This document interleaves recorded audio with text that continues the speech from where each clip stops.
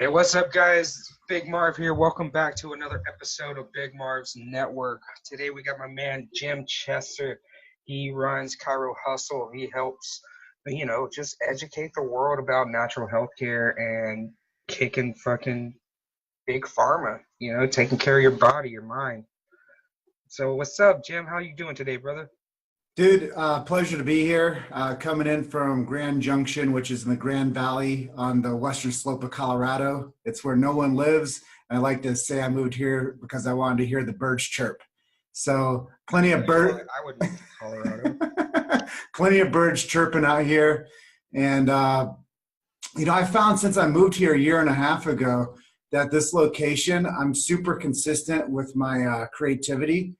And completing cycles of action is something that I've really taken on as like something I want to like drive down and conquer. And this place gives me that like creative space. So I've loved living out this part of Colorado. Hey, Colorado's not even that far from you. I don't have to drive down there. Yeah. Hit some slopes or something. Colorado's, that's the thing is like, if you don't like one season, you can go down to another part of the state and it's whole different. Like there's one part of the state, the Great Sand Dunes, that looks like you're in the middle of The fucking desert. Yeah, dude. It sounds like here in Oregon, right? So like the west side of Oregon is like green and fucking shitty and rainy all the time. Like it's beautiful as fuck. Like don't get me wrong. Like that's why I moved to the Pacific Northwest. I was living in Dallas. I came up here for vacation. I went snowboarding, checked out all the cool shit, the nature, hiking, went rappelling. It was the shit. And I was like, oh, yeah, none of this in Texas, right? Because I moved up here, and it's just like, yeah, you want to go to the mountain? Boom, drive right there. You want to go to the coast? You want to do this? You want to do that? And like if you go to the east side, that's when it's all dry, and you got the sand dunes, and like there's sand dunes here in Oregon that people take their Bajas and shit out too. So I was like, fuck Dallas, like fuck flat hot Dallas. And I just like literally made the decision, went home, quit my job, and moved up here like the following week. It was crazy, Bro. that's how this state is. Like no matter, you want to snowboard, you want to wakeboard, you want to jet ski, you want to go hit the dunes, you want to go hiking. Like, well, if you're an outdoorsy person, anyways, like if you're not an outdoorsy person, you might not like it as much. But I love Mother Earth, so I try to get out in her as much as I can. And there's an area up there by you where people do kite sailing and shit. Oh yeah, Long Beach. Yeah, there's and like they have the kite festival every year. It's huge as fuck, dude. Yeah, and people don't even know about that, but those people are crazy. Yeah, these motherfuckers got kites that cost more than my goddamn car. And it's just like, everybody's got a hobby though, so I can't knock it, right? Because like, when people look at my shitty 1980 Volkswagen, they're like, you spent 12 grand on that? You know what? Yeah, I've been building that piece of shit for 3 years. It's energy, you know? And a lot of people look at me and they're like, I would never spend that much money on that piece of shit you got. You know? And then I got other friends where like, they'll say that, right? They'll be like, I would never drop that much money on an old shitty car.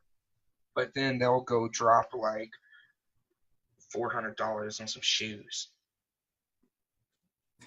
Now, I mean, I'm not knocking shoes. I do love shoes. I don't love them that much. You know what I'm saying? Yeah, one of the coolest things I'd done in my whole life, man, was like what was it? Like a year and 5 months ago exactly. I sold my car. I haven't had a car in a year and a half. So you talking about buying a car that you wanted, that you liked for the price point that you wanted it. Yeah, man, I sold my car a year and a half ago, and I Uber places. My creative producer that I work with, Luke, that you worked with the other day, trying to help us with the OBS, which we have that down now. So thank you for helping us. But yeah, we share that car, and I drive it to the mountains. What kind of car? I just have to know. It's a 2002 Honda Accord. Oh, okay. So like your typical, I'm gonna go get groceries car. Yeah, so it's just, and we split it, but At least you got an Accord. That's like the luxury. That's the upgrade from the Civic. You know what I'm saying? it's an LX. It's the leather seats, sunroof, Yeah, yeah. V6. I think some Accords even have all-wheel drive.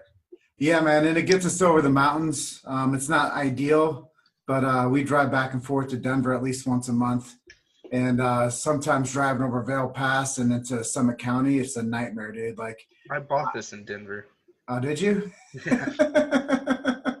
It's a good place, man. But when pot became like the thing there, it just became like Mecca for like the stoner population. Oh yeah.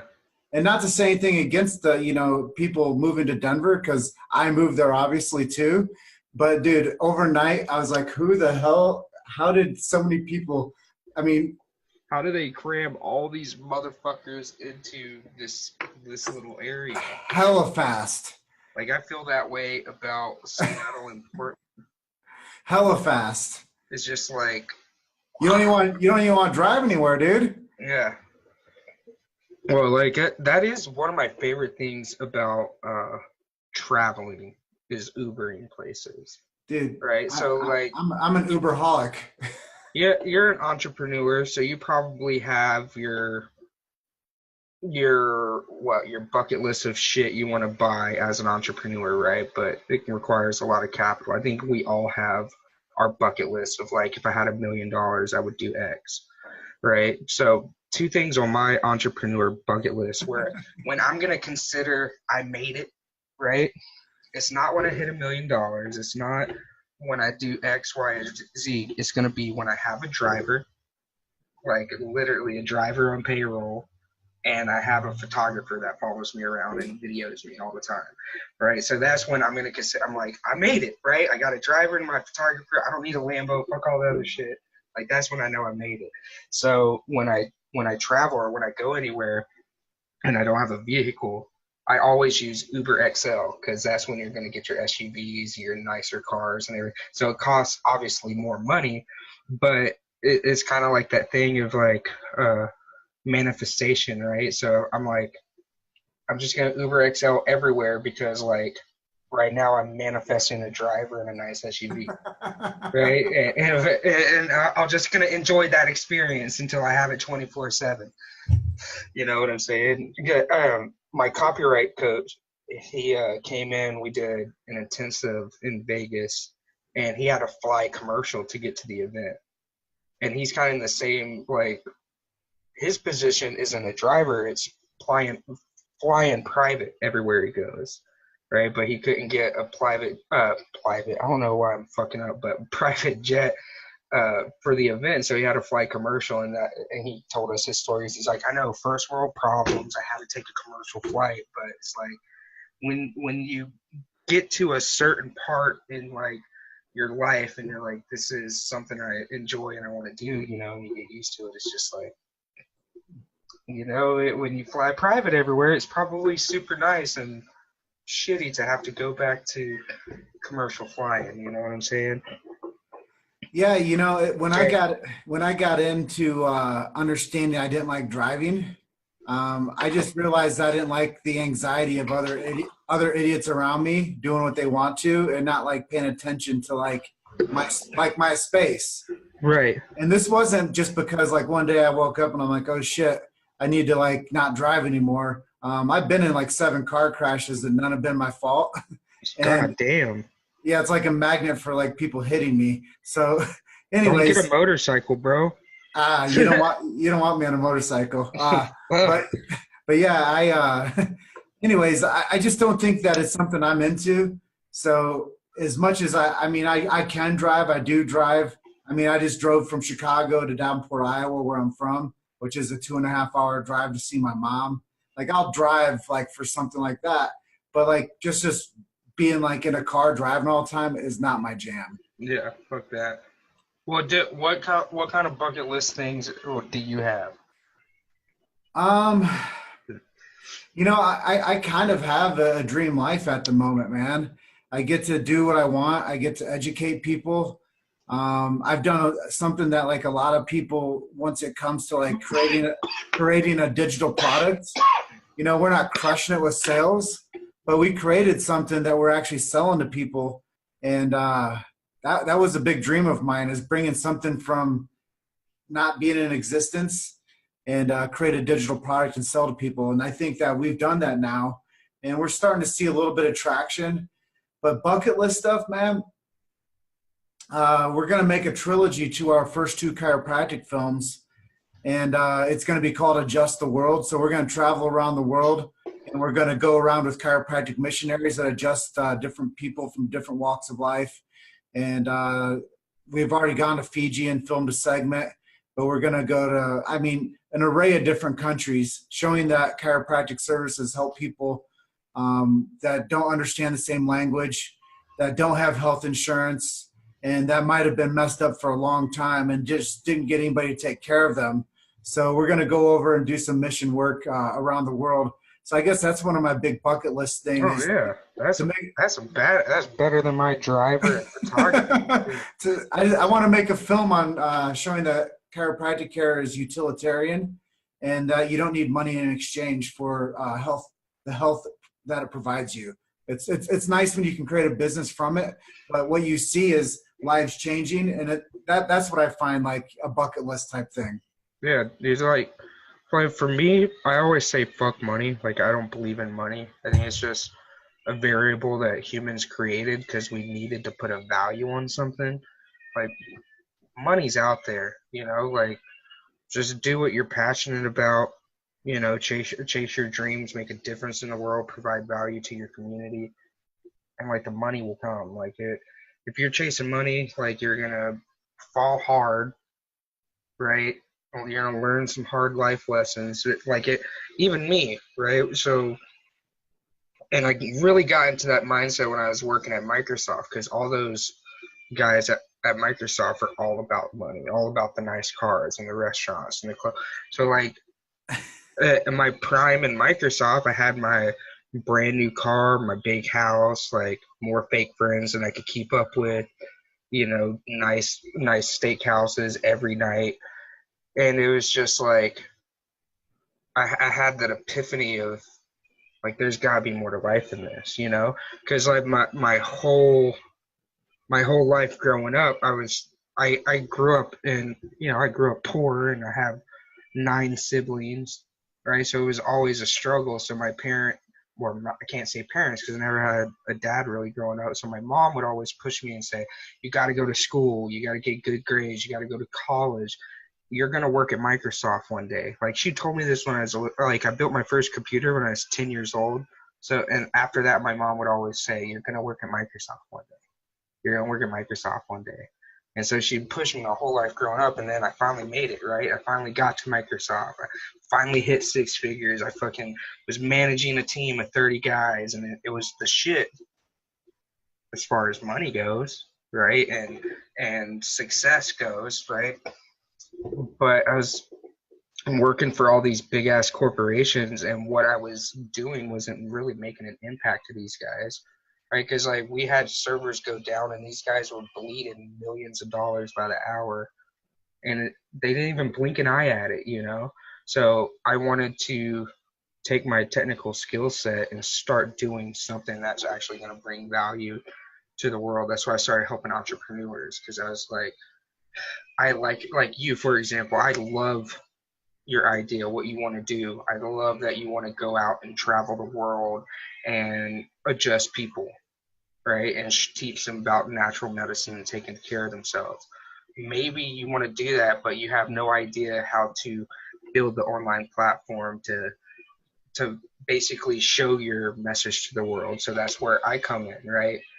And so doing the work that I do now, I make so much of a bigger impact in someone's life than I ever did at Microsoft, And it took 2 years, but now I'm making more money than I ever made at Microsoft, So fuck it. So yeah, it's all about like doing what you're passionate about, what you love, bringing that value to the world. So like while we're on the topic, you say that what you want to bring to the world is the truth in healthcare, saving people from pain meds and avoidable surgeries. You want to dive into that a little bit and tell us more about your mission? Yeah, dude. I think that it's really serious, and it's nice that we can actually riff on something that's in my wheelhouse, and I can talk a little bit about where we're going and what I've been able to do. I mean, I talk to a doctor every day, okay? And my mom, you'll like this one. My mom always used to tell me that you're only as good as the company that you keep. So now the top 10 people in my chat feed are all chiropractors. They're all doctors. So after being a hard-headed kid growing up on the streets of Davenport, Iowa, now I surround myself with doctors. So anybody can like go to a better direction if they so choose to. Um, but you know, I was really soul searching at about 30 years old. I'm 40 now. And I was like, man, what could I like really dedicate my like salt of the earth personality to? What could I put my interest and journalistic interest into? What could I really like, who could I serve? Kind of how you stepped away from Microsoft and you're like, damn, who can I serve? And Yeah, I was like, well, I could help these chiropractors because I understand their pain points. I understand, you know, the whole dogmatic approach to trying to have big pharma crush them. I know that it's all a spin on, there's no, the real thing is, man, is there's no money in health. There's only money in sickness. right. And, Like that's why they say they haven't cured cancer, or cured AIDS or whatever, because they're like, you make so much money on them having cancer. If you cured it, and, what, and, you know? and chiropractors, they live on a different paradigm. They believe that the body needs nothing extra in it. It simply needs no interference. And all interference comes from the spinal column. And if we start adjusting the spinal column back to what is ideal, now it takes pressure off of those nerves, allowing the body to heal naturally, not needing anything extra in it. So when I found out how righteous their philosophy was about, healing the body from above down, inside out, and the philosophy's deep, dude. Like they have these whole series called green books, and Mhm. these green books are like this, dude, and they're all like smallest print you'll ever see. And anyways, philosophy's deep. I realized that they have an art. So it's a science, it's a philosophy, and an art. And I kind of fell in love with it after I started hearing about like the heroes of the profession. And when I started to realize that for a long time it was like put out there, what you just said, it's us against them. But really, I'm starting to figure out that you need a two-doctor paradigm in your life. And that's where my education came full circle recently is I think you should have two doctors, one to keep you healthy and one to save you from dying. I just think that we rely on the ones that are supposed to save us from dying too much. And we don't know that the ones that are supposed to keep us healthy are so accessible. Right. Like my first chiropractic experience. So back in 2009, I got in a bad car accident. Into either into 2009 or early 2010, but that was a time frame.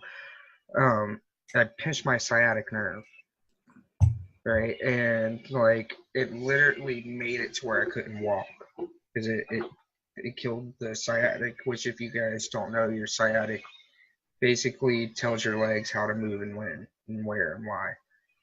So I literally couldn't walk. I had to do physical therapy for like 3 weeks, and then I was able to go home with a walker. It's And you no know what they joke. sent me home with? They sent me home with Percocets. They're like, here you go. Take some physical therapy, you'll figure it out. And I didn't figure it out. Like I would take the Percocet, my back wouldn't hurt anymore, but I couldn't work, I couldn't sleep, I couldn't do anything but sleep basically. I felt like a drug addict fucking stumbling around my house, and um my buddy came over one day and he got me baked. Like, and this is the first time I smoked weed since I was a teenager. So we're in Washington now, so it's like top shelf fucking. medicinal weed.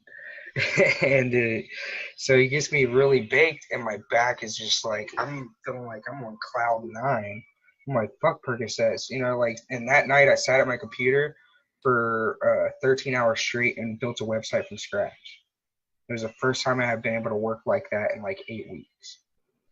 And the next day he took me down to a clinic, right? And it was a chiropractor clinic, and he's just like, um,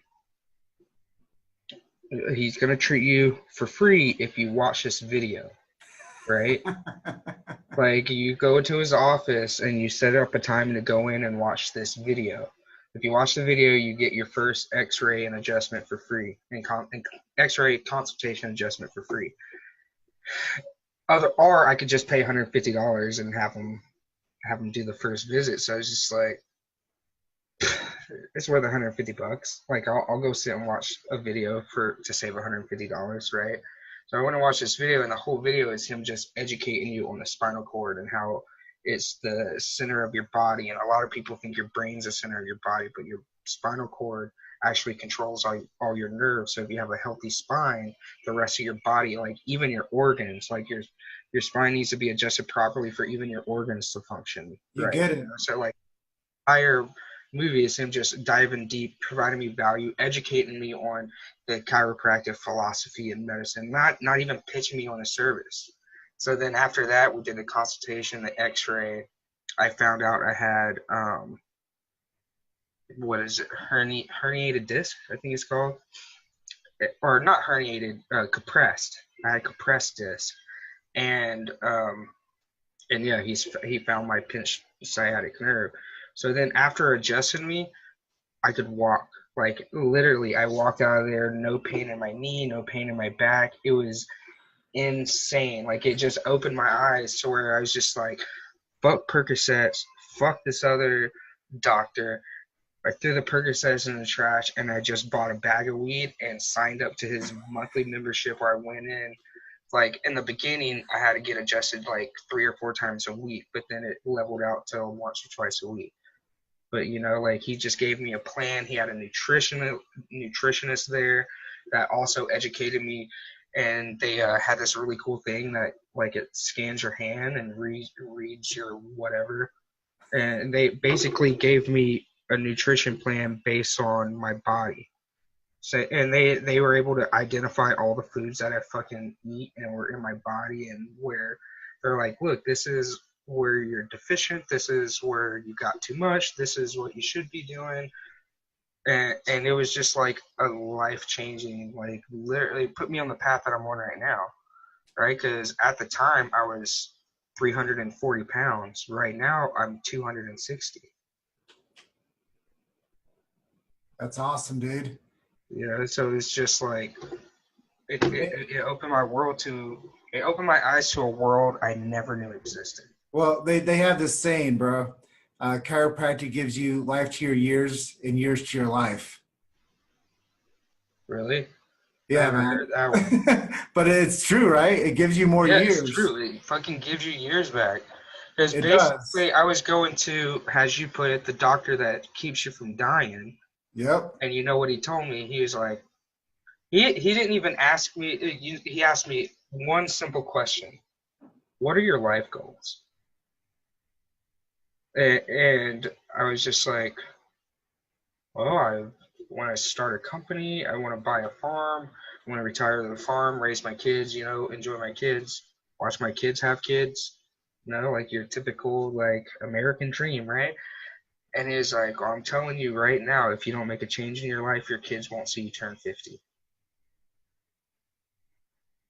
And that's when it was just like, I need to do something with my life. So, yeah, that was that. And after that, I was just like, I started chiropractic medicine. I started smoking weed, and I started working out and hiking and fucking, like, I still eat like shit, but I don't eat like 4 cheeseburgers anymore. I'll have 1 cheeseburger when I'm feeling a cheeseburger. You know what I'm saying? But yeah, truly, like, you can heal yourself just by taking care of yourself and being aware and listening to your body and, doing what your body's like, hey, motherfucker, knock it off. This is what you need to be doing. Like, Well, you're lucky that you got the wake up call and you did, man. And, that's something to be grateful for. And here's something else, it doesn't take overnight. You just don't become unhealthy. These are deep rooted behaviors that we fall in traps to. And we just say it's okay because no one ever has the balls to tell us no. yeah, And I posted a status the other day that said, bad habits don't kill you instantly. It's a slow, cruel, gruesome death or something like that. it Like, is, man. it's true. But Like, healthy, 100% true. Like for example, I smoke cigarettes right now. Like, it's a habit I'm trying to quit. you Like, I mean, can. I am down from 2 pack a day to half a pack. So I'm like, Okay. I'm almost there. I tried cold turkey. I just couldn't cold turkey it. But I'm down to half a pack a day. But like smoking cigarettes, for example, that's something you could easily enjoy for 10 or 15 years. But that is a slow fucking death. It is, man. And if you think about it, healthy habits, you can start building them up in your lifestyle. And I'm not saying I'm the most healthy dude, um, but I realize that if you drink clean water every day, half your body weight in ounces every day, and you make sure that you're Oh, not it's eating that only half? half, yeah, I've been drinking 260 ounces of motherfucking water thinking it was my body weight in ounces. half of it.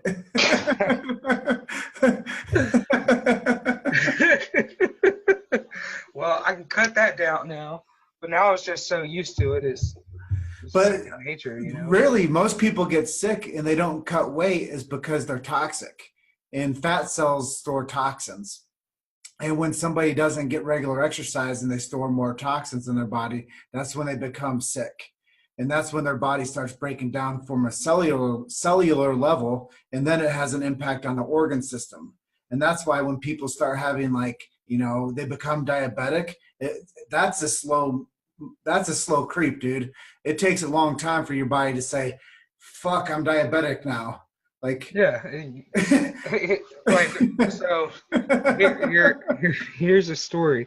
Um, so at Microsoft, they have in every single floor, right? There's a cafeteria. It's a free cafeteria for employees to use. Well, in those cafeterias are coolers, like floor to ceiling, like the fucking length of a wall, right? Like with every drink, Coca-Cola and Pepsi contracts, milk, juices, like everything. So I would go in there, like, first of all, I would drink like probably 12 plus Mountain Dews or Dr. Peppers a day.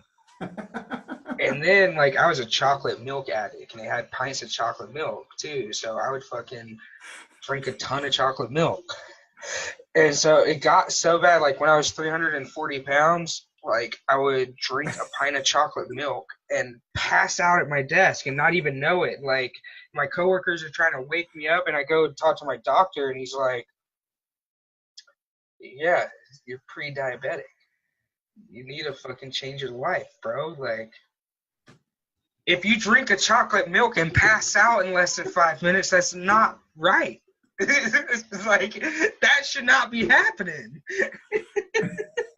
Yeah, man. It's the people, our bodies shut down. But the cool thing is, Marv, is you approach this with realness. And so many people can't talk about this hard shit, man. They can't talk to someone else about things that are really going on in their internal life that's fucking them up. And they don't tell people about this. And next thing you know, they're a statistic because they didn't have the self-confidence and self-esteem to actually tell somebody that things weren't right. Yeah. Communication is really huge for me, right? Like, I believe we're all just humans on a different journey living in this thing we call life, right? So I believe in full transparency and communication with any relationship, friends, spouses, your kids, your colleagues, anybody, right? So like when I go to my doctor or when I talk to my friends and like like when I got to the point of drinking the chocolate milk and passing out, like I know I did that to myself. Come on, like let's be real. And I did it over time. I wasn't 340 pounds when I moved to Washington. I was a healthy 210, Mm. running like I could run a mile in 8 minutes.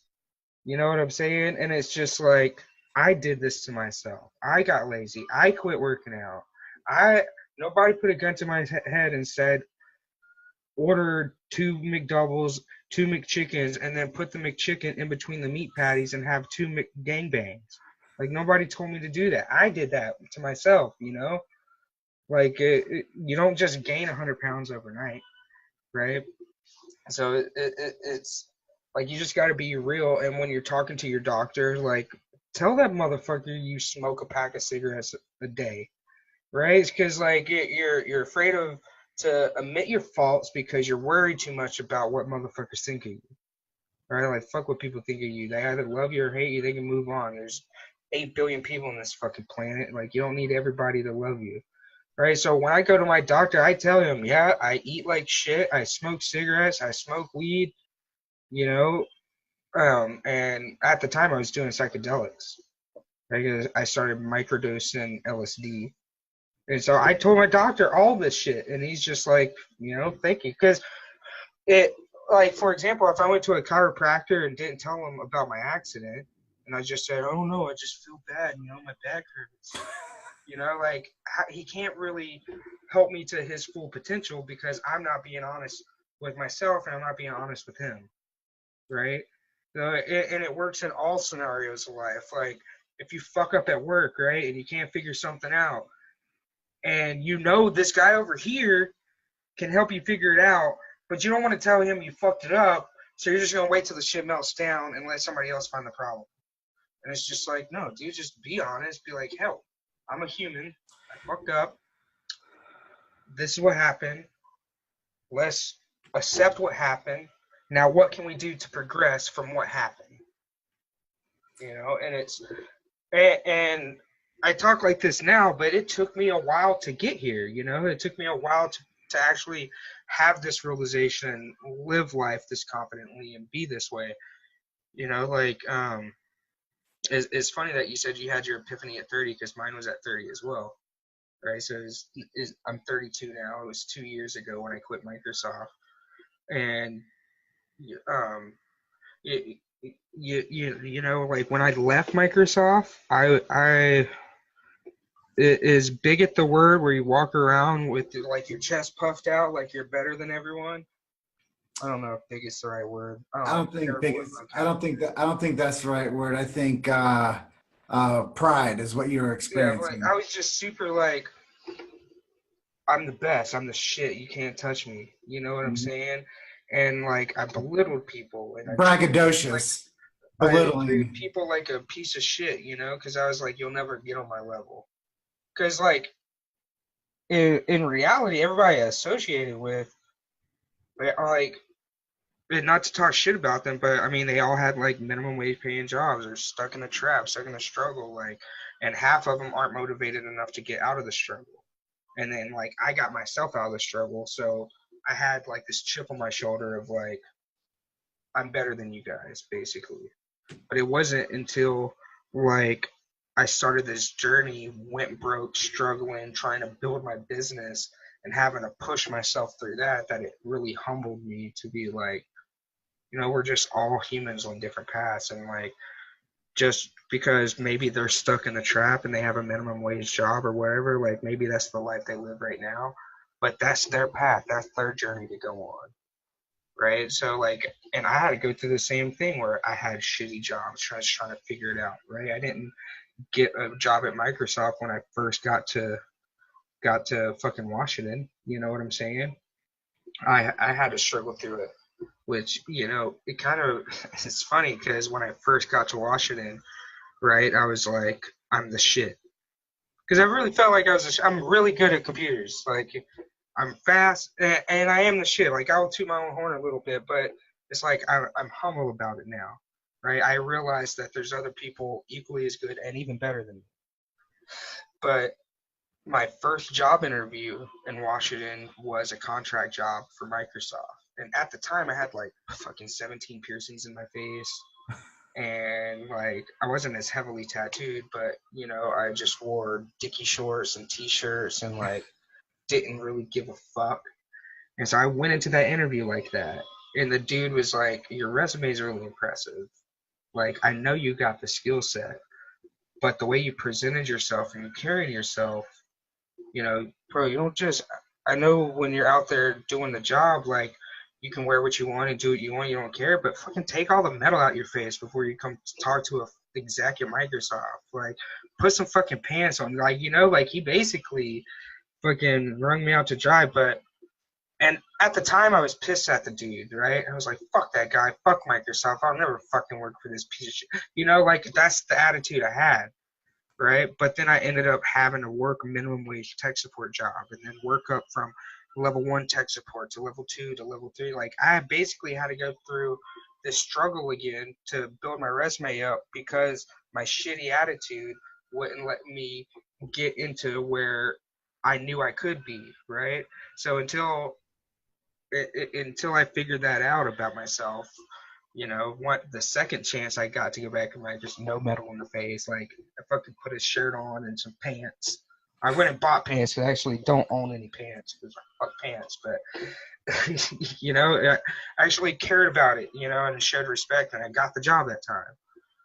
And I tripled my salary, but it was just all because of that mindset, that fucked up mindset holding me back, and that fucked up mindset will always hold you back. And you got to get your mind right first before you can get your physical body right. You know, you saying all that stuff, you know, it makes me think about so many different levels too. Because before you talked about this epiphany thing, um, I was working in the service industry for 10 years. After I got a college degree as a journalist, I was working for a newspaper for about 2 years, and then I took the longest lunch break on planet Earth. I never went back. And and you know, I'll lead into this though. I got a job waiting tables. I got a job delivering pizzas. I washed dishes. I sat people. I bussed tables. Um, I worked as a bartender. I mean, I did all these services. I was a valet attendant. I mean, I did all these service industry jobs. And then one day there was this chiropractor. He was my door guy at a piano bar. I was bartending at this martini bar. And he's like, man, you got some intangibles. Why don't you come up and help me run this office? Anyways, I'm coming from making like good money as a bartender in Davenport, Iowa, which is, you know, 70K a year was good money for a bartender working like 4 days a week. Oh yeah. And anyways, my guy's like, hey, come up to Chicago and help me run this chiropractic office. I'm like, I don't understand anything about chiropractic except for it makes me feel better when I get adjusted. And as we were working together for about 2 years, he told me, Jim, if you just get out of your own way, you could change the world. And I was pissed off at him now, Marv. I was pissed off at him for Yeah, about because he was just trying to help you out, and but he like, pissed me off because I was like, I took that as like a personal like knock that I was in my own way and I was like being some type of resistance to myself. yeah, Anyways, I resented him for about 2 years, man. Now we're really close again and all that, but there's a dip time in both of our lives where you realize that the things that you think are the right thing might not be right.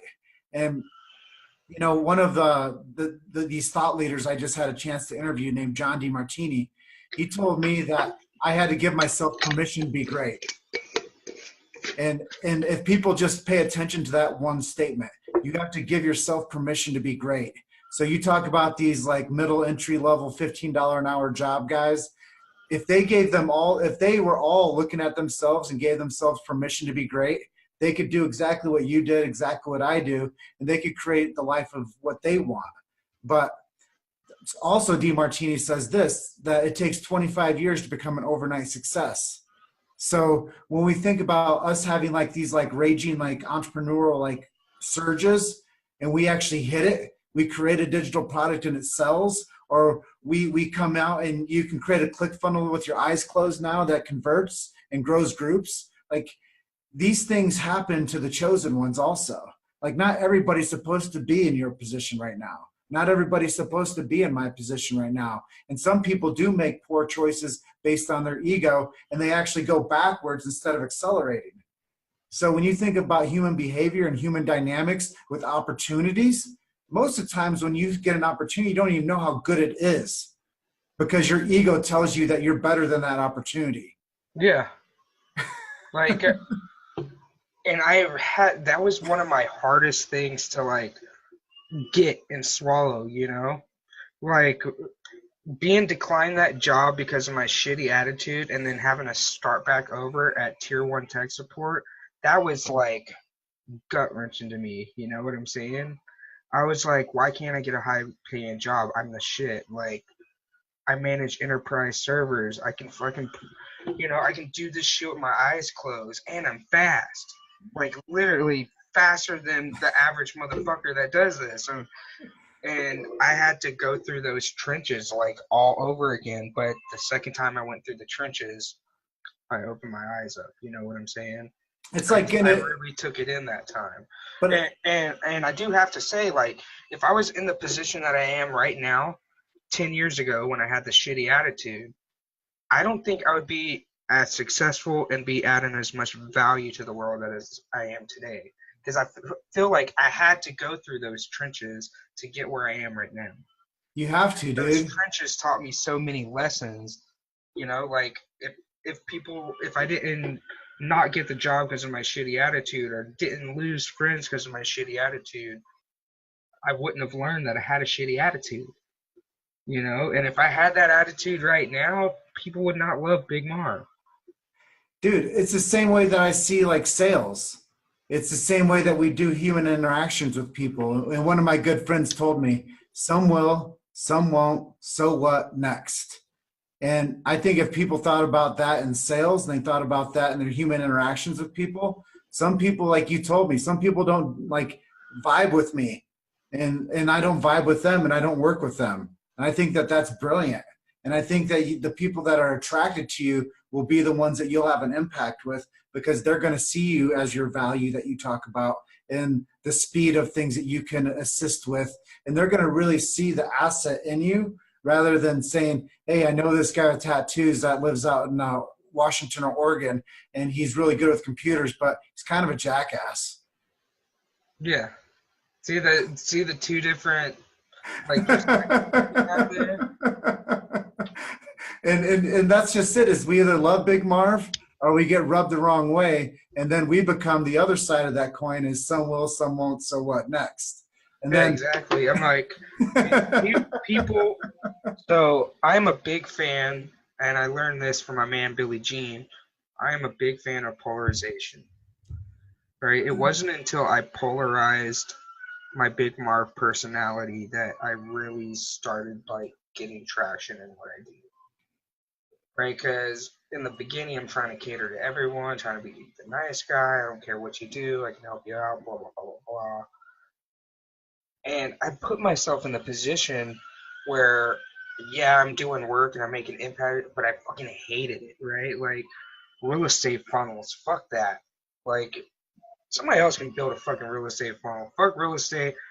Right? And no offense, fuck chiropractic, right? At least in my experience so far, because it's just been like boring motherfuckers that have like you. I'll build a chiropractic funnel for you, right? Because like I love your attitude, I love your content and your message. Maybe I just need to meet the chiropractors you hang out with, but all the ones that I've helped are just boring, straight lace suits that look at me weird when I show up looking like I do. You know what I'm saying? So I just accepted like you either love Big Marv or you hate Big Marv, and I'm only gonna work on shit that I love. I'm only gonna work with people that I vibe with. I'm only gonna, I just accepted it, right? And I just move on because it's just like, hey, if you don't vibe with me, well, fucking well. Like, look, here's I even recommend other funnel hackers like in my network, right? Like because I'm very picky about who I work with. So if it's somebody I don't want to work with, I still want to help them. So I'm like, well, I don't think we're a good fit, but hey, let me introduce you to a few of my friends in my network. Because there's enough for us all to eat, so why not? And if somebody's not vibing with you, why not help somebody else that they might vibe with? Well, dude, just like the night that you like made that post out there, you're like, hey, I want to interview people on my Big Marv show. How long did it take me to get the assets to you that you requested to have somebody say yes? Like I sent it to you immediately. I don't send stuff immediately to anybody, dude. Like I'm not a quick person when it comes to like responding to things and taking opportunities, but I knew that you had something special going on with the way that you can market and strategize and help people. I'm like, this guy's up to something. The sooner that I can figure out how you and I can work together, we can change the whole paradigm of this chiropractic game. Because I'm like, if I can find a guy like you, and that's just it. Like what I've been able to do is quarterback this profession from a whole different perspective. And I've been able to connect these dots. Now I have, on my one side, I have really smart, amazing marketers and really just amazing, gifted, talented people. And on the other side, I have this whole like kingdom of people that need help from really amazing marketers. So I've like said, man, all these people over here are just how you explained, the ones that might not vibe with you, but damn it, they all vibe with my crazy ass. And I know that they all need people just like you on the other side that can help them polish up their game to make sure that they're making maximum impact with that education that you said early on, with that bland ass video that tells you and educates you, but it indoctrinates you into a whole different way of thinking. So now I have like this whole valley of like healers over here. And now I've been able to connect the dots with these amazing creators on this other side, filmmakers, funnel builders, Facebook ad specialists, Instagram dudes. Like learning how to bridge that gap is really my genius at the moment. So that's what I fell in love with you, because you're like, dude, if you want to talk to me, it's $250. I'm like, dude, who is this guy telling me that I'm supposed to drop $250 to talk to him for a strategy call? I'm like, whatever. But now I respect that in you. Yeah, and you notice how I handled it too, right? I was just like, hey man, like it is what it is. It's how it is. Big Marv will always be here. You let me know what's up. Yeah, and right? you know that's what it's just like. That's why I say fuck money. Like, know your value, know the impact that you're making, and just do what you're passionate about. Don't say I'll do it for free just because I could potentially. No, it's if you want to work with me and you truly value this relationship and you think that we're going to be able to go places together, then this is what we need to do. You know what I'm saying? And that's why when I saw the opportunity, I'm like, I couldn't jump on it quick enough because I valued the time with you. I valued the relationship that I could build. I saw you as I saw myself. I was like, man, this guy's just like me. He's just doing it from a whole different perspective, and he has a whole different click. And I was like, I'm doing it just like him, but I come from a whole different perspective. I have a huge audience, man. Like when we want to talk about like chiropractic audiences, like there's nobody else with more eyes, ears, and hearts on their message than what we've been able to do. But then again, I became relentless, dude. I mean, we did an interview a day last year. Relentless with fucking content. Like, if you guys have not looked up Jim, hopefully you will after this interview. This motherfucker is relentless. And he had an interview with Grant Cardone, by the way. So he messaged me, right? And just so you guys know, I typically charge for this, right? So he messaged me out of the blue, like, hey, I got an interview. I need to get this tech shit set up. Well, he didn't even tell me who the interview was with. He was just like, I got this interview. And then I was like, fuck it. Like I got a vibe. I got a vibe. I was like, you need to get Jim Chester in your corner. Right? Like you guys are going to work together and change the world. Fuck money. Right? So I was like, fuck it, let's do it, right? I usually invoice people $500 for something like that, but I was just like, no, I'm just gonna help this dude out. And it turned out this motherfucker had an interview with goddamn Grant Cardone, and that was the interview I was helping him fix. And I was like, boo, see, that's why I did it for free. I didn't even know. But something in my gut said, go help him. And see, that's the world together. That's the love of it, man, is because I knew when to call the right person.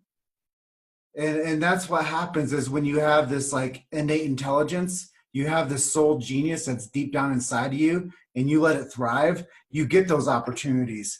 You know, I mean, I knocked on Grant Cardone's door 1,000 times until he answered. And then all of a sudden he's like 5 o'clock on Tuesday night. He's like, we can do it at 8 a.m. the next day.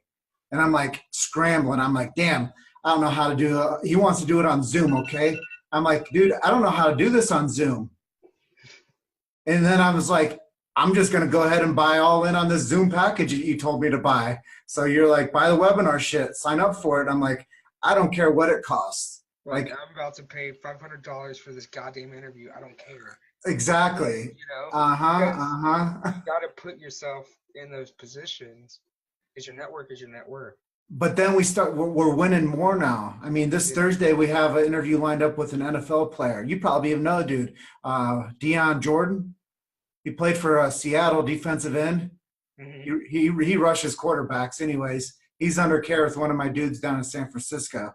But now we're bridging into, you know, more mainstream people like Michael Gerber. If you know that dude, he wrote the E-Myth. We're about to get that dude on an interview. So we're just working step by step to get these influencers to start talking about chiropractic and how it helps them, and, you know, reminiscing on their first adjustments and talking about why they do it and why it keeps them healthy and shit like that.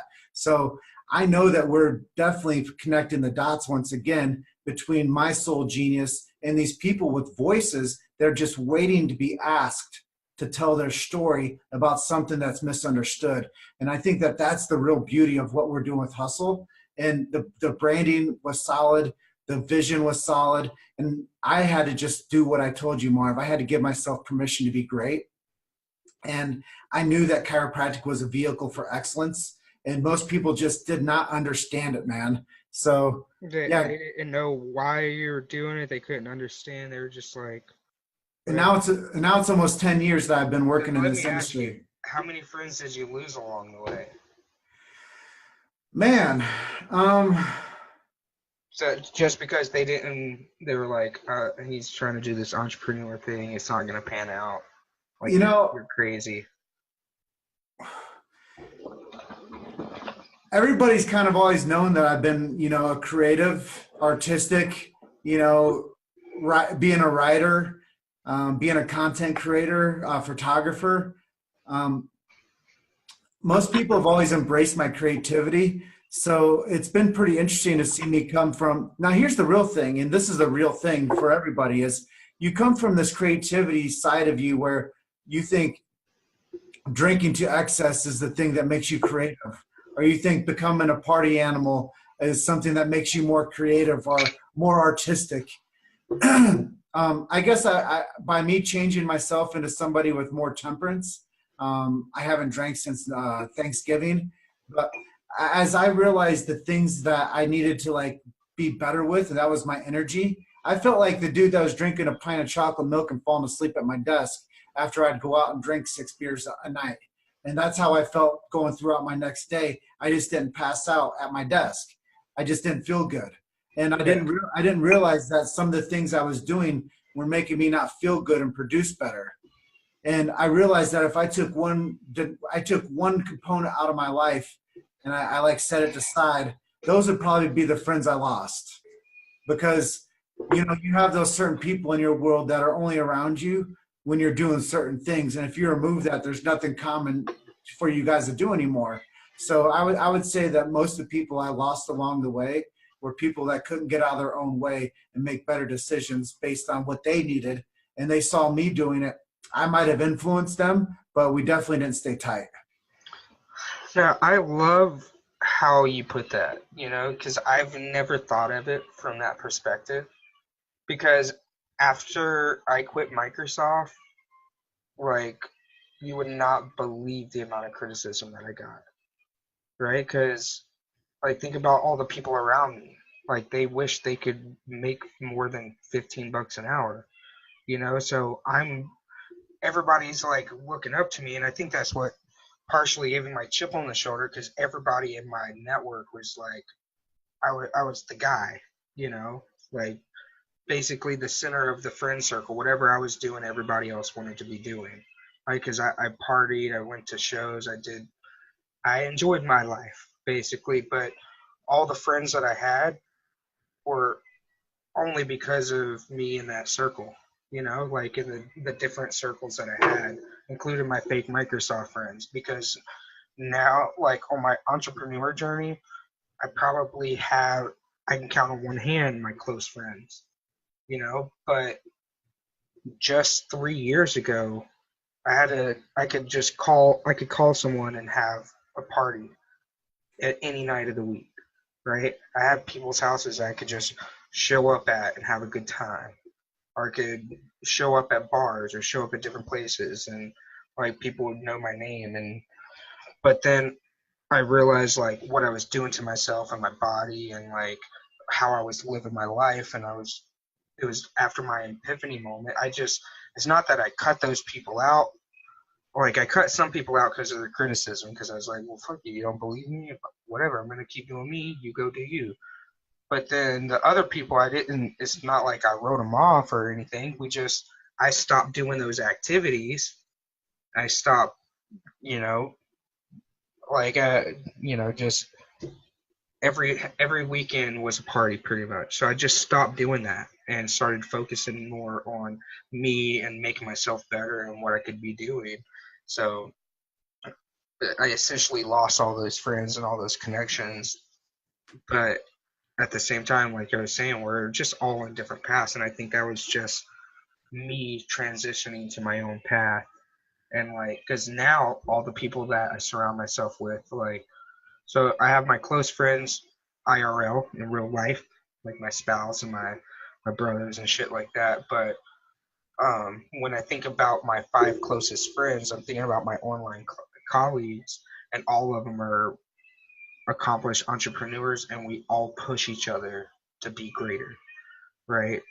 And so that's why I feel like I'm really succeeding right now, because I have all these people in my network that support me and motivate me and inspire me to be the best version of myself. Because now that I've established this big Marv character, I can't let my people down, Like I feel like Moses leading motherfuckers through the Red Sea, and if I put my staff down, the fucking waves are gonna crush us all. So I need to stay on top of my game and keep pushing myself to level up, because now I got a tribe of people behind me that really count on me to help, not only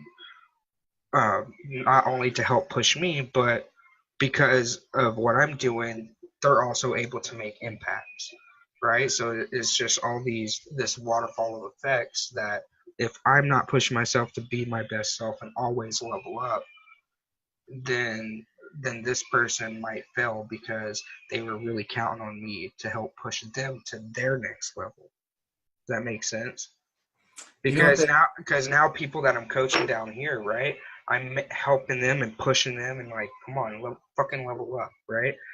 And I get them to here. Now they got their own people that they're helping level up in the same way that I help them. So it's just, a waterfall effect of like, we can all help each other build a better planet, basically, a better human race. what you told me there, Marv, is maturity. And we come to these like thresholds in our life that we hit this like maturity like threshold. And who knows when that finds you? Sometimes it never does.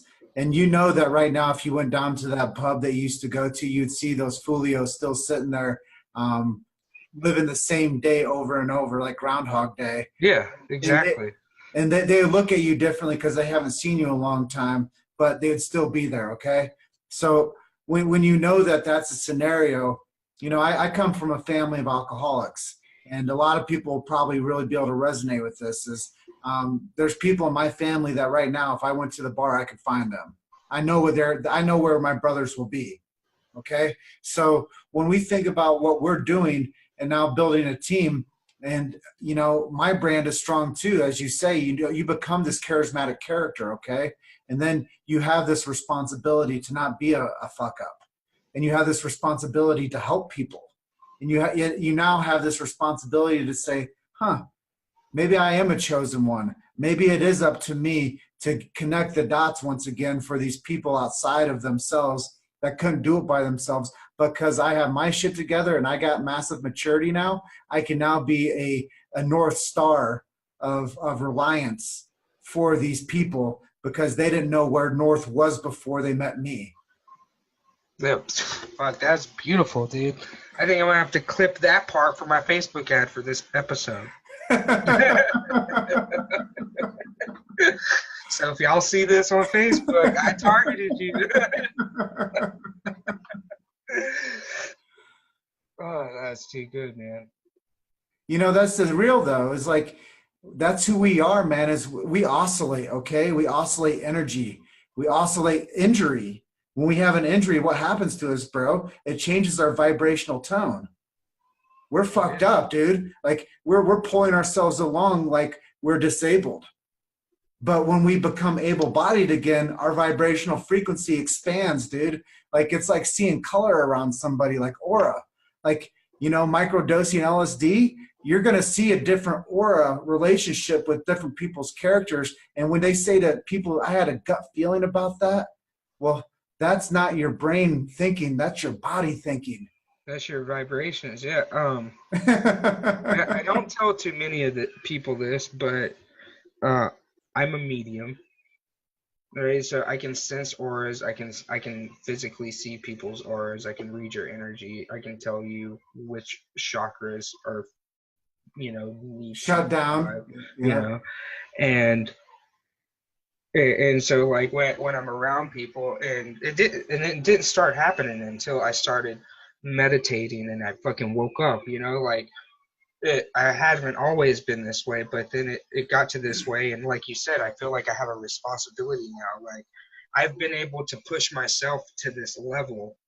And now I have a responsibility. I'm educated now. Like I've learned these lessons. And it's my responsibility to help others get to this path because, you know, I have the people that helped me get to where I am today, you know, and I got to thank them for that.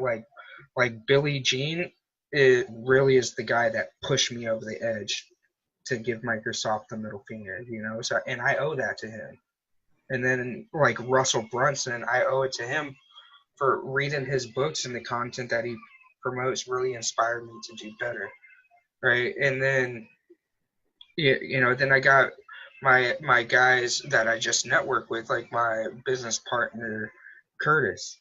Right, when we got into this, we were just pushing each other to do better, and we were on different journeys at the time, just pushing each other to push our brands to where we are, and then we both elevated to this level to where, hey, it's time to level up, and now we're business partners running a course and a program together, and it's amazing. It's the best thing that I've done on my entrepreneur journey so far. But now I feel like now that I'm here, I don't have any option but to not fuck up and push myself, you know, and that's mentally, physically, with work, everything. Like, even if I just go a single week without working out, I can feel it, right? Like, my back starts hurting again. Like, my knee starts bothering me, right? And when I'm working out and I'm meditating and I'm doing yoga, taking care of myself, basically, my knee's not hurting, my back's not hurting, like, I'm full of energy. I can work through the day, but it's when if I get lazy, just even for a single week, I can see like, okay, I didn't put out high quality content this week. I didn't write blog posts. I didn't send out any emails. I didn't fucking work out. Like now I physically feel bad. Now I mentally am clouded, you know, and it's just like, once you discover what you should be doing, once you get to that point, you now have a responsibility to educate and push others to your level. Well, bro, what you're saying, dude, is life is motion. And when you shut down motion, you invite in stagnation, you invite in self-doubt, you invite in guilt, you invite in shame, self-pity. All these bad things start happening when we stop perpetually moving forward. And we allow ourselves this type of self-reflection because we've lost motion and we've lost forward momentum. And I think, you know, life is motion. And really the thing that I really love about chiropractic, bro, is that it actually gives people more human potential. So if you ask me what a chiropractor is, they're a human potential doctor, and they optimize human potential. That is brilliant. I'm gonna fucking use that next time I describe a chiropractor to someone. They optimize human potential, human performance. I call chiropractors agents of change. They are the one group of people out there that can transform the evolution of this planet, because they are the healers. And that's why I really fell in love with the profession, because what did you tell me? Damn, I went in there fucked up. Dude adjusted me. I walked out. I was on cloud 9, smoked a little bit of weed. Things were good. You know, if more people just knew that shit, if more people just knew that it wasn't, health didn't come from an insurance company. It didn't come from a pill bottle, and it sure as hell didn't come from, you know, somebody in a white coat, man. And that's the truth. Is it comes from the 4 pillars of health, bro. Eat well, think well, move well, get adjusted. If you do all those 4 fucking things, you're straight. I've never recommended that stack to anybody that's life got worse. You got to eat right, you got to think right, you got to move right, and you got to get adjusted. I've recommended that lifestyle to so many people. Only good things happen. Human performance is increased. Human potential has perpetually moved forward, and people are not in self-doubt. They're not in shame. They're not in pity. They're not disabled. They're not in poor thinking habits. They're shining, brother. They are beaming with confidence because they feel good, man. Exactly, because like when you think about it, right? Because I've had people that say, you know, this isn't working. I'm not getting clients. My brand's not building. I'm like, okay, so tell me about your day. It's the first thing you do when you wake up. I check my phone, answer my messages, and blah, blah, blah. Okay, now you're already putting yourself in a reactive mindset. First of all, I was like, okay, but keep going. And they're like, I don't know, I watch Netflix, and they're talking about all this other shit, and I'm like, so you didn't write any emails today to potential clients? Oh, no, you didn't record any videos. You didn't write any blog posts. You didn't, and you're wondering why your brand's not growing. So if I put a plant in this pot over here and I put it outside, is it just gonna grow, or are they gonna die if I don't water it? You know? Yeah, great. Like you gotta. It's like people are like, I'm fat, right? Why are you fat? Think about it. Let's think about your life, right? Let's think about what are you doing to not be fat, basically. And like, how are you eating? What's your eating habits? Tell me what you eat on a regular basis. You know, they go through their diet, and it's not the best diet. Okay, how often do you exercise? Oh, you don't know, I walk to the whatever, or my job's physical. Like that's my favorite one. Is my job's physical. I stock shelves all day or whatever. I'm just like, you're not taking care of your body, and you're wondering why you feel sluggish in the morning, why you have no energy, why you can't get shit done. Because like when I tell people about my hustle, right? Because like I don't even get 8 hours of sleep at once. I never get 8 hours of sleep at once. I do power naps. I sleep 2 to 4 hours at a time. Work, sleep 2 to 4 hours. Like that's what I do. I optimize. Like I'm on fire. You know what I'm saying?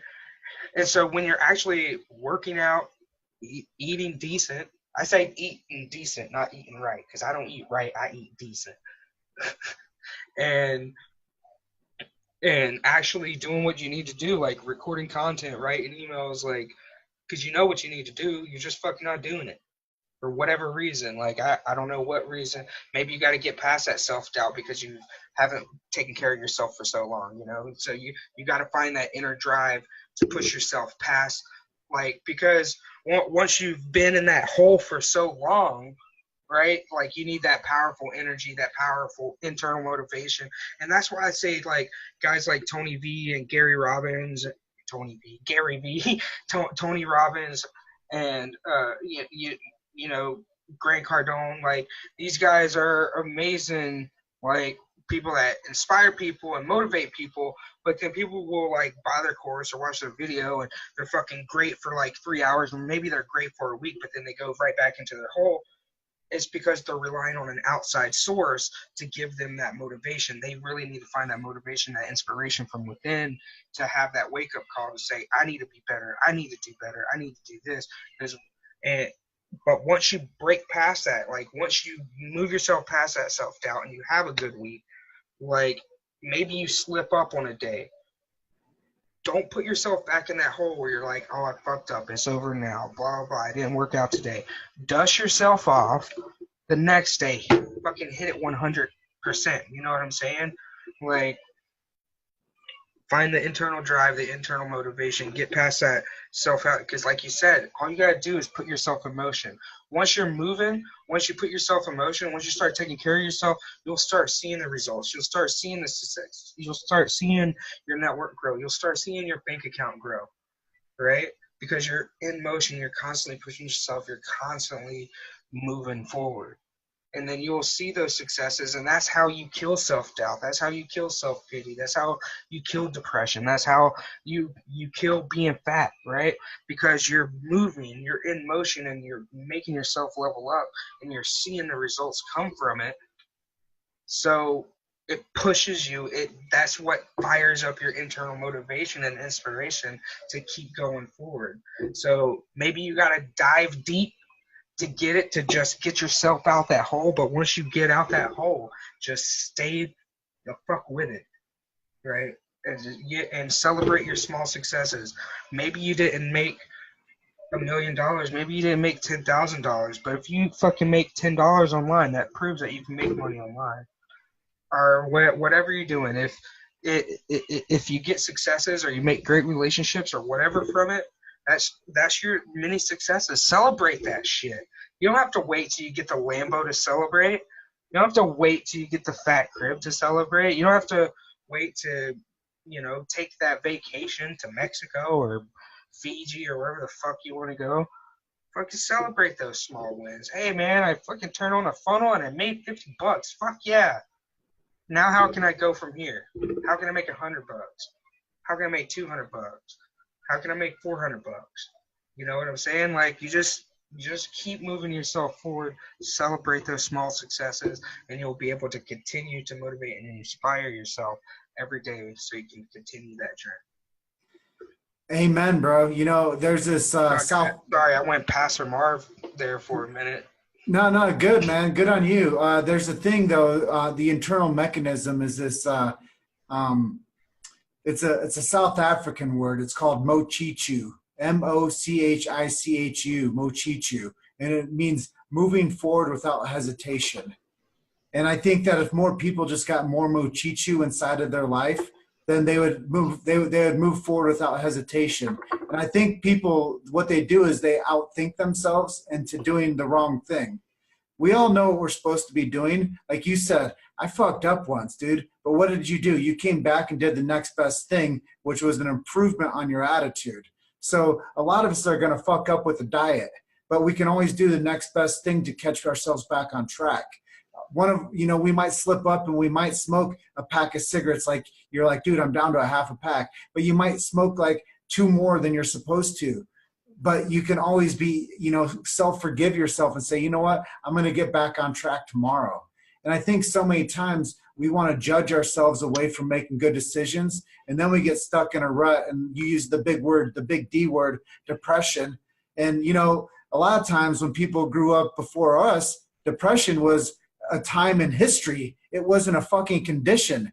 And now we've taken an era of time and said, this is your condition because you are acting like this era of time. So now we're calling people depressed because that's really the root of what people are experiencing. And when you don't make money, Marv, and when you don't find success, it's hard because we do have so much self-doubt and we want to be like you. People want to be like me. They see what we're doing. They're like, well, those guys are doing it. Why can't I do it? Because you have to have the fire inside of you. You have to keep that torch lit. And nobody's going to wake up in the morning and say, I'm going to give you a better day today, bro. It's got to be on you. Yeah. That's the part, is if they want to wake up and subordinate to a text message and an email and instant messages and they want screen time, that's on them, dude. I would tell them to wake up, make some bulletproof coffee, take their shoes off, go walk in the grass and ground yourself to the earth, and then come back.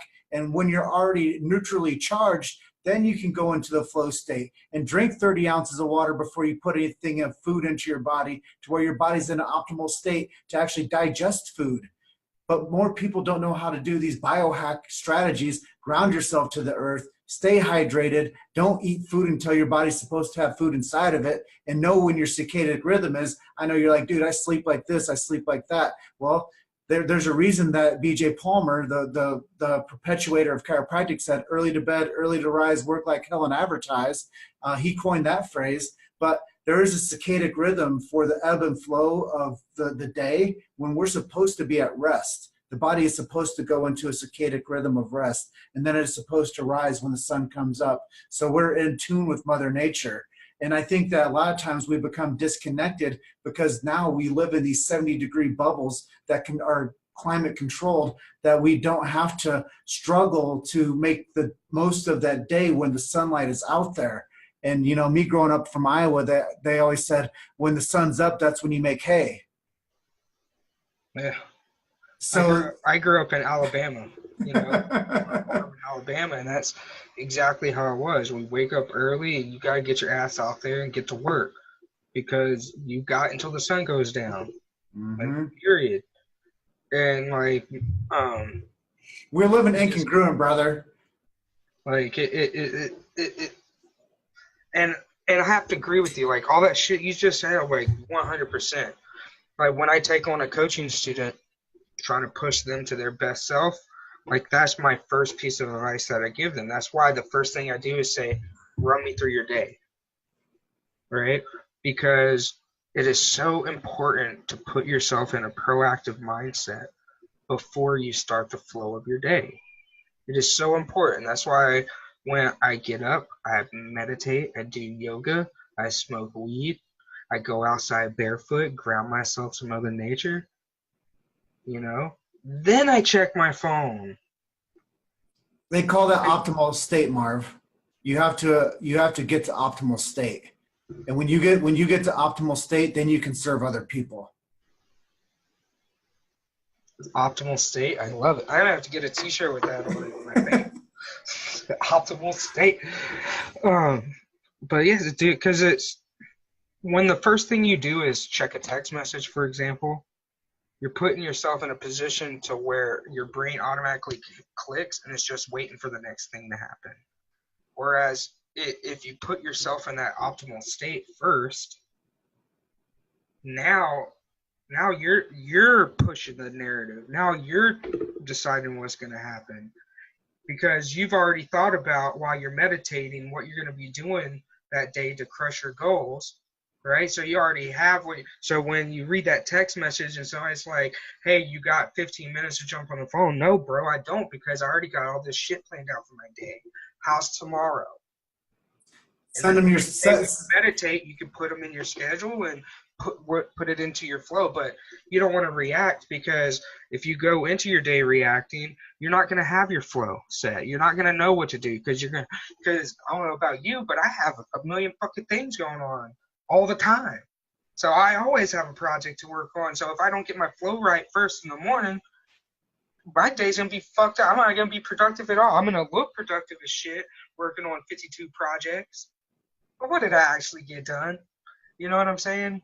So that's why you want to always take care of yourself in the morning, get in that optimal flow state.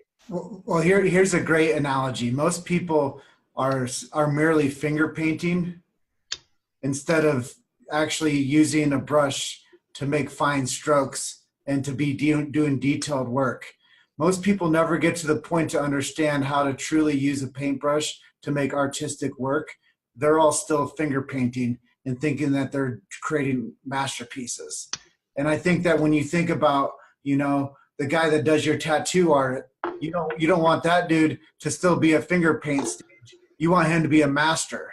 Oh yeah, So absolutely. when we think about this, most people don't know how to master their own day. So they're just still at 40 years old, finger painting their way throughout their day, and they're wondering why they're not getting masterpieces at the end of the day, and why they're sluggish. They don't like their job. They don't have good relationships with their friends. Their wife thinks that they drink too much. You know, all these stupid things that we allow ourselves to get, you know, a part of, because we never really allow ourselves a structure. And what you're telling me is it's vital to having a structure to where you don't subordinate to bullshit that you shouldn't be doing and that doesn't feed you.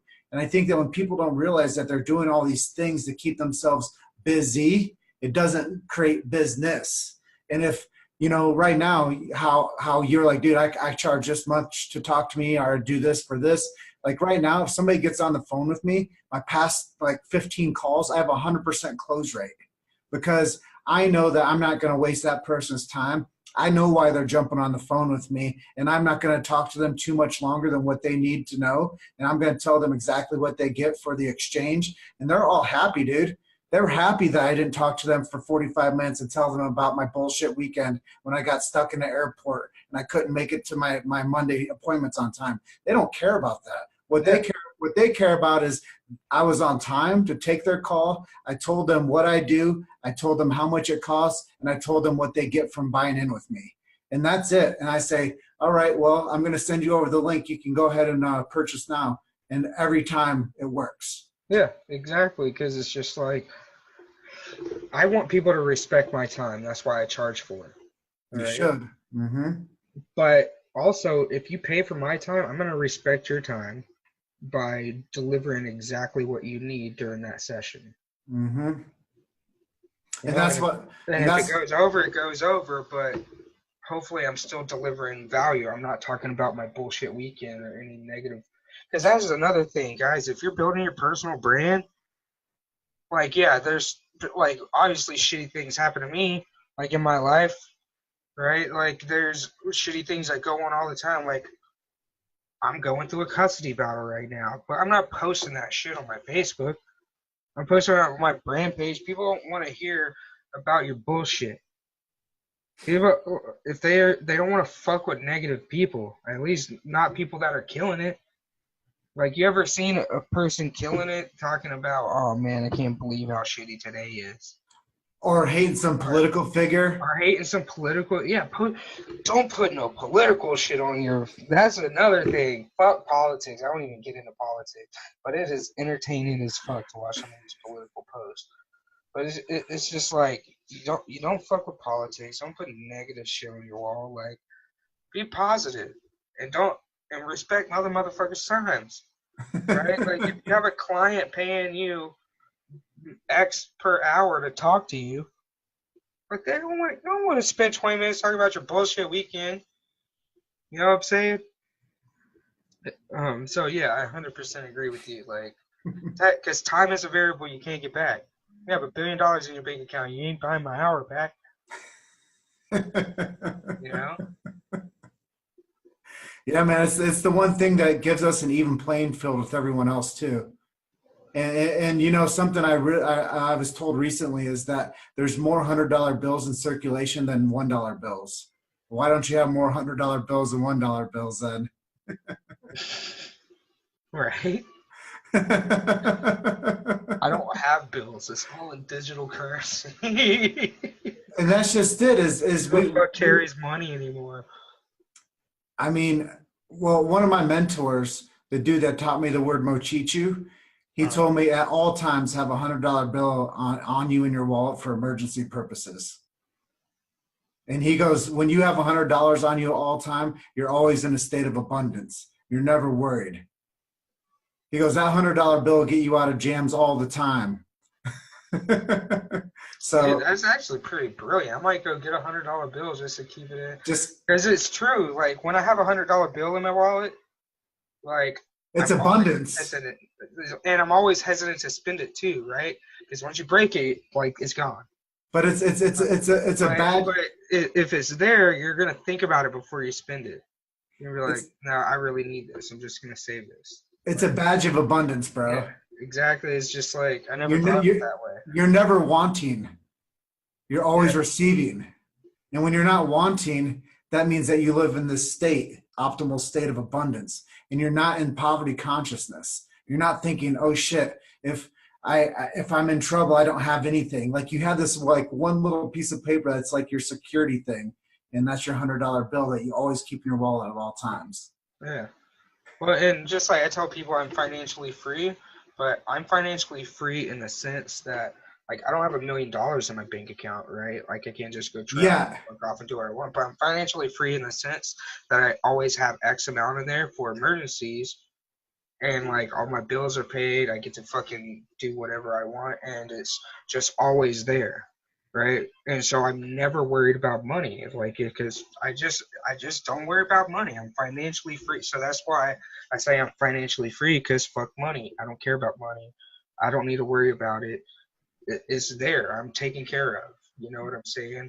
So it's kind of similar to that, keeping the $100 bill in your wallet, like you it, always have $100 bill in your wallet. Like you're never gonna be. you're never broke. Do I have? Am I gonna get food tonight? Am I gonna get a drink tomorrow? Am I gonna have gas to get to work? You're never gonna have to worry about it because you're always gonna have $100 bill in your wallet. Mm-hmm. So if your bank account is empty, hey, you got that $100 bill to fall back on. But as soon as you get another $100 bill, you need to put it back in your wallet. Goddamn. I always do. Let me tell you a quick $100 bill story. So I'm driving out to California. I don't run out of gas, bro, but there was no gas station in Nevada, and we just drove through a blizzard. Okay, it's like 10:30 at night. We're driving from Colorado into Nevada. It's actually really beautiful. I drove through there again recently. It's really beautiful where we ran out of gas, but the dude came out with 5 gallons of gas for me, charged me $100. I take that $100 bill out of my wallet. I gave it to Danny. Danny's like, yeah, bro, I just bought you 5 gallons of gas for $100 because your dumbass stranded three miles from the gas station that was closest to you. But yeah, I'm gonna come save your ass. By this time, it's 2 hours later. So now it's like 12:30 a.m. and dude's coming out here with 5 gallons of gas and charges me $100 for it. I pulled that $100 bill out of my pocket and I felt like I was doing the right fucking thing because now I got somebody to get me out of trouble. And this dude thought he just won some shit, and I was just like, nope, this is just for you. Didn't even care. Yeah, I was like, just I've been holding this in my wallet just for you, bro. just for you. Like this had your name on it. You didn't know it. I didn't know it, but it was for you, bro. Enjoy Exactly. that one. I was so happy to give it to him. Like, yeah, that's an incredible story. Good. So, do you believe in manifestation? I do. Yeah. Okay, so let me tell you my best manifestation story, something that happened to me. So, when I went to that conference for Billie Jean in San Diego, right? This was before California was recreationally legal. They were still, and I didn't know that. I thought they were just legal. You know, and every time I travel, I never bring weed with me because I'm just like, I'll find the weed. The weed will find me. Like, and every time I travel, I find the weed. But so I didn't. I met guys at Billie Jean that had vape pens that had weed in them, right? So I was able to vape.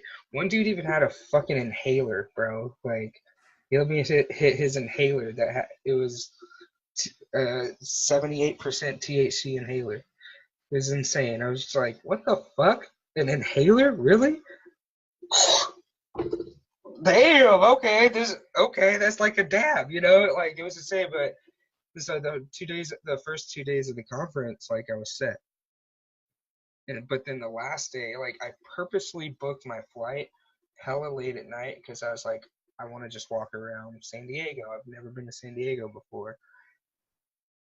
But there was nobody from the conference, so I needed to find the weed. And so I took an Uber to the closest beach, the closest boardwalk, because I'm like, I'll be able to find a beach bum or somebody that has weed, right? Like that's what I see in the movies, like his kids sitting on the beaches in California with weed. So I'm gonna be able to find it if I go down to the beach. And I must have looked like some kind of weed junkie, right? Because like I'm profiling the shit out of people and walking up to them like, yo, where's the weed at? And I'm wearing these ridiculous like bear shoes that I got from Billie Jean.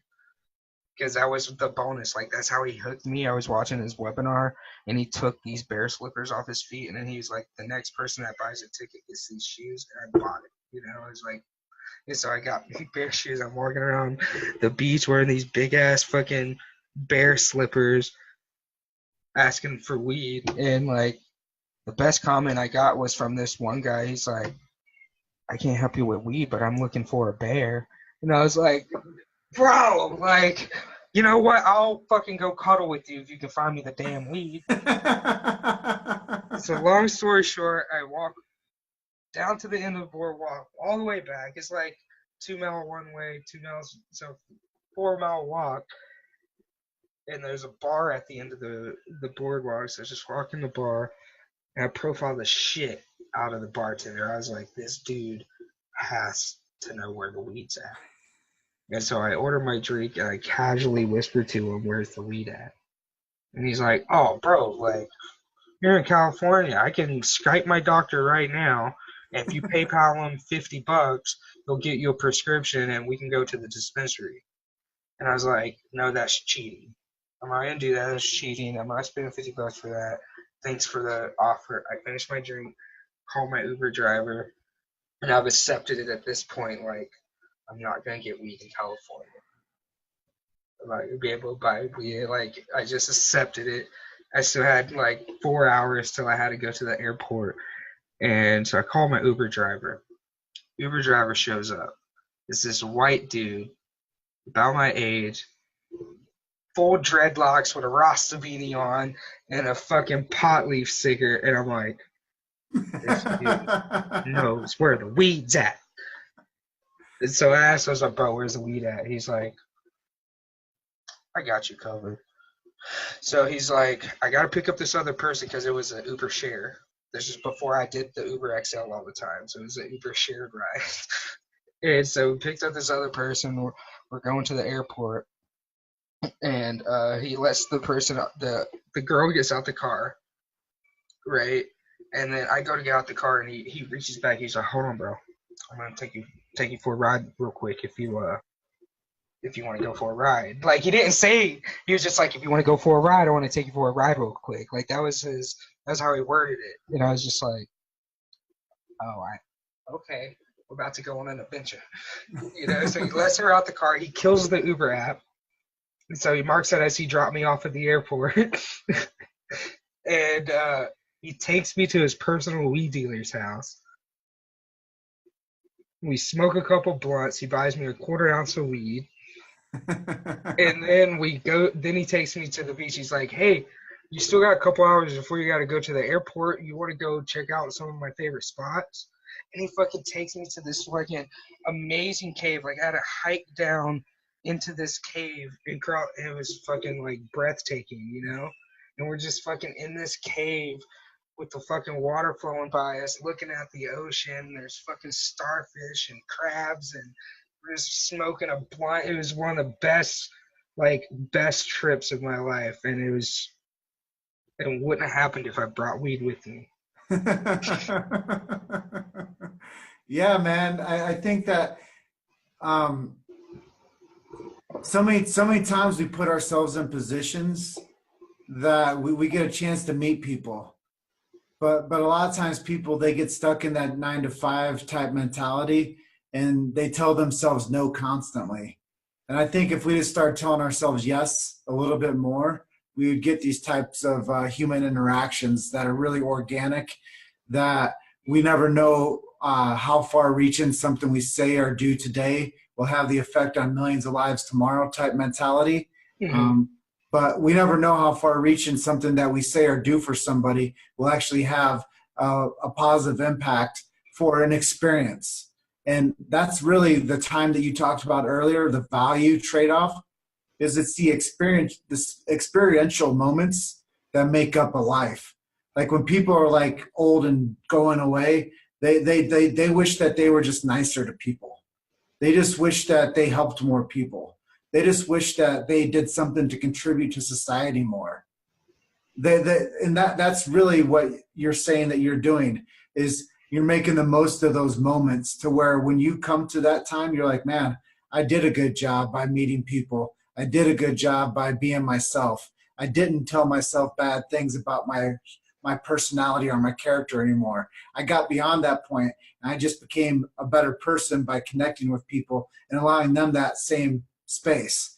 And I think that when people realize that journey, that when you get to the end, that if you don't have some type of things that inspired you up to where you got, then you will have those regrets. And that day where you're like waiting to go, you will not like yourself, because you'll be like, damn, I didn't make human connections with people. I didn't forgive people. I didn't tell people that I love them. I didn't tell people the things that were great about them that I should have. And I didn't ask the dude where the weed was. Yeah, exactly. Like I didn't, or I didn't close my door, right? Like if I would have just said no, I'm good and went to the airport, you know, because like my best life experiences have come from what if situations. Now, let me tell you what I mean by a what if situation. It's those sketchy situations that you get into in life where there's a million, but what if this happens? But what if this happens? But what if this happens? But what if this happens? Fuck it, go with it, right? So I'm always down for an adventure. So when this dude said, hold on, you want to go for a ride real quick? That could have went a million different ways, right? Especially after he put me as like, dropped him off at the airport and I got the ding and I paid him for the ride, right? So as far as anybody's concerned, like I'm at the goddamn airport. He could have fucking taken me somewhere, robbed me. I had a $1,500 laptop in my backpack. You know what I'm saying? Like it could have went a million different ways. And a lot of people call me crazy. And then like he takes me to meet this dude to buy weed. Like that could have been a bad situation. Like it could have turned out terrible. Right? And then we went to the beach. Like when he, instead of like getting the weed and just taking me back to the airport, we went and smoked all the weed because I was like, I'm not bringing the weed back to the airport with me. You know what I'm saying? So that could have just went a million different ways. I hiked down into this creepy cave with this dude, you know, but it's the what if situations, and it's like you said, there's experiences, right? Because I'm gonna be telling this weed story like I can't even tell you how many times I've told it, because it is literally the best what if situation that has happened to me so far. Because it's not just about the weed either. It's like the experience that I got, right? Like the experience that I got just from asking, "Where's the weed?" I saw this magical. I'm gonna call it magical and be fruity. I don't give a fuck. It was a magical place that this guy brought me. Ryan, my Uber driver, one love, brother. Like next time in San Diego, I hope you pop up on my Uber app, bro. Seriously, like you took me to a magical place that day, bro. Like we had a connection. Well, you know, I've been talking a lot of one-liners, but one of my mentors who started the Chiropractic Philanthropist podcast, that I started mine 2 years later after, I'm going full circle with you here, is he always told me that we're more alike than we are different. And that's maybe one of the most simple fucking things you can tell to somebody, but it's one of the most real things you can tell to somebody, because we are all more alike than we are different. And the more that we realize that, the more opportunities will open up to you and you won't judge people. Spitting truth over here. Yeah, man, it's been a righteous conversation on the Big Marv Show. Yeah, well, that's why I call it the Big Marv's Network, because oh shit, I agree. It's just I came up with this idea of like, I just want to get more entrepreneur stories out there. I just want more people that are crafting their life. Like I've told my story a million times. People know I came from Microsoft and built the Big Marv, right? But I want to find other people that have done it. I want to find other people that have built these lives for themselves because they're chasing their passion, you know, and that's what the network is about. It's just connecting my tribe together, networking people together, putting their stories out there. So, on that topic, how can people get in touch with you? How can they reach you if they want to reach out to you and work with you? I'm very responsive to Facebook Messenger. Anybody that finds Jim Chester, send me a message or go to our website, chirohustle.com. If you go to www.thing.com, Chiro Hustle, you'll find a whole resource there of our podcast. You can find out ways to buy my stuff if you want to buy my stuff, because I like to sell my stuff. And if you're in the market to want to know how to sell stuff better, then I have a genius program that can teach you guys how to sell stuff better. And I love teaching people how to sell stuff because most people don't know how to do that shit. That's why they're broke. But yeah, if you go over also and check out projectpatientthemovie.com, you can go and watch the trailer for our latest film. And then you can also opt into that and you get a free digital download of our first movie. So I like to give free. Yeah. I'm about to do that right now. I like to give free stuff to people. And if you go to projectpatientthemovie.com, you can watch our trailer to our next movie and you can download our first movie for free. So those are the ways. But I mean, if I don't like email, I don't know about you guys, but I don't like wake up in the middle of the night wishing I got a few more emails. So I tend to shy away from emails. And if I look at my inbox right now, I have, let's just look. I have 32,000 emails in my inbox. So God damn. If you guys want to get through me in an email, it's probably not the best avenue. So send me a direct message through Facebook Messenger or yeah. But make sure you guys type in www when you go there. I'm going to have to help you fix this because he didn't set up a forward on his domain. So if you go there without the www, it won't redirect you. Okay. So make sure you type in www.projectpatientthemovie.com and check out his movies. He always puts out killer stuff. I've been following him for a while, so I was honored to have him on the podcast. Is there any last words that you want to give out to the people before I let you out? No, man, I just think that, you have to give yourself permission to be great. No one else is going to wake up inspired to have a better day for you. You got to do that shit on your own. And quit subordinating to other people's bullshit and get out of your own way and go do something impactful and don't give up.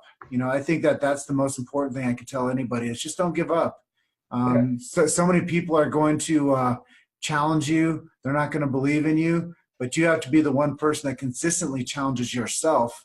And then you have to believe in yourself. And I think with that recipe, it's just a matter of time until it works. You just can't give up. And I think that that's the truest thing I can tell to people is that, we're all on this journey trying to figure out what's best for us. One of my big lines is most people just don't know where to go or who to trust. So if you figure out where to go and who to trust, shit gets a lot better. So be somebody in the other side of that when people need somebody to go to and trust, you can be that person for them. And I think that when you realize that, everything becomes easier. Oh, yeah, absolutely. Fuck yeah, dude. It's been great having you on the show. Yeah, it's been awesome, dude. You guys look up Jim Chester on Facebook, Chiro Hustle. Listen to his podcast. He has some pretty incredible interviews on there. Dropping value bombs as always. Well, it's been a pleasure having you on the show, brother. Make sure you guys tune in next week to Big Marv's Network. Officially the longest episode so far. 2 hours in. I told you before we got started, sometimes they go for a while if we vibe, and apparently we vibe pretty well. So it's good having you on, brother. Cool, man. I'll keep on following you too, and you got a beautiful family, and just keep on being a big papa, okay? Oh, yeah, of course, brother. Have a good one. All right, see you.